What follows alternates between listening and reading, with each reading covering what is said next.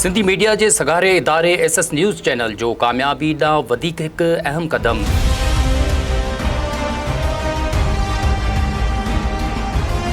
SS news थोड़े वक्त में पंहिंजो मुनफ़रद मक़ाम ठाहिण खां पोइ शामिल थी वई आहे प्रिंट मीडिया की दुनिया में। SS न्यूज़ पंहिंजे नाज़रीन लाइ आणे रही आहे रोज़ानी सिंसार। सिंसार अख़बार जेका बणजंदी मज़लूमनि जो आवाज़ ऐं इक़्तिदार में वेठल हुक्मराननि खे ॾियारींदी पंहिंजी ज़िम्मेवारियुनि जो अहसास।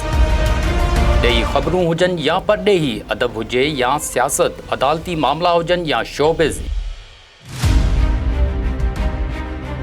या स्पोर्ट्स जी ख़बरचार, अवां ताईं पहुचाईंदी ताज़ी ऐं साख़ायती ॼाण फ़क़ति सिंसार अख़बार।